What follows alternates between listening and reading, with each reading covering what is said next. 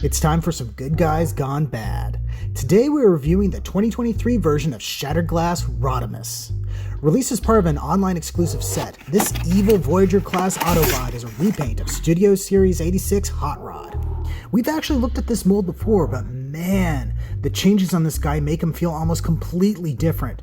Articulation is unchanged, which is to say it's fantastic, but the paint budget on this guy must have been turned to 11.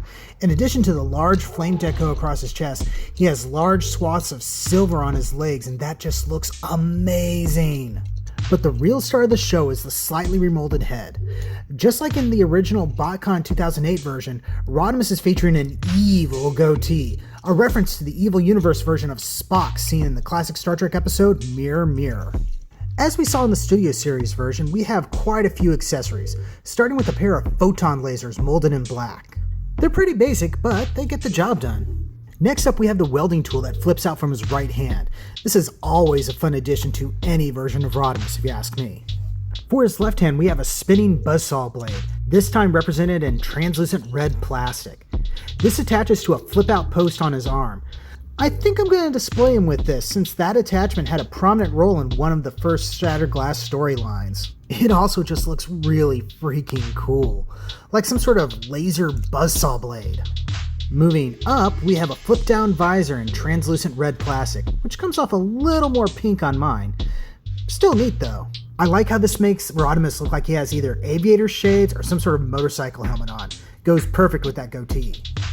Next is the Matrix. This is molded in translucent red plastic and painted silver. There's also an included energy effect part to make it glow.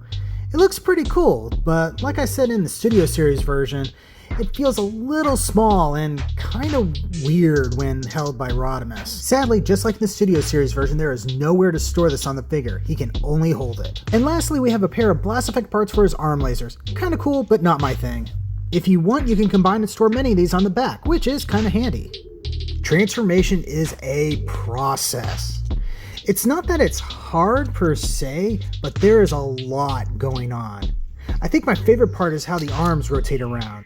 It's a reference to one of the ways Hot Rod transformed in the original 86 movie. The legs on the other hand can be a bit of a pain, especially when going from vehicle to robot. Once you've finished everything though, you have him in his futuristic sports car mode.